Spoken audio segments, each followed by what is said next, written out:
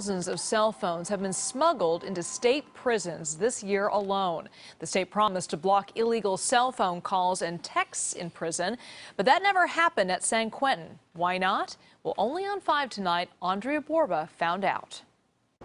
Inside the walls of San Quentin, inmates are forbidden from having cell phones.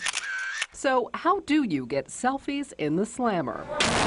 The answer is cell phones getting smuggled into the cell block. What's your life like on the inside? This is a video tour of the stashes of inmate loot inside a California prison. Man, don't you got another phone somewhere around here, man? Man, I don't know. Oh, yeah. No. Another phone? All shot on an inmate's cell phone. Terry, why did you try to stick cell phones into San Quentin? This is Terry Nichols. She's accused of stuffing 18 smartphones into her sweatshirt and trying to give them to an inmate on death row.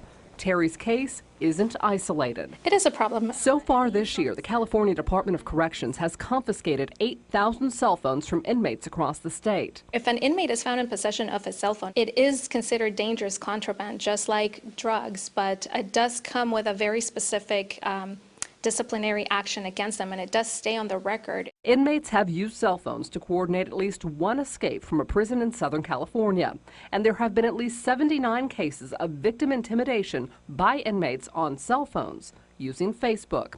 In 2012, the CDCR rolled out to much hoopla a system to block and intercept inmate cell phone calls. But the system never made it to San Quentin. Why not? Because of the prison's proximity to 580 and drivers on the Richmond-San Rafael Bridge. The blockers could potentially interfere with emergency calls. In fact, the blockers were only rolled out to 18 of 33 California prisons. It has proven to be pretty successful because it does actually block and interrupt about an average of 150,000 cell phone calls or text messaging every week. As wireless technology progressed from 3G, 4G, and beyond, the blockers became obsolete. CDCR has moved from call blocking to trying to keep the phones out in the first place. All of our mechanisms that we have in place did not catch a substantial amount of things that we don't want inside of our prison. There are already dogs that have sniffed out over 1,000 cell phones, and CDCR will be adding more airport and courthouse-style scanners for visitors and vendors.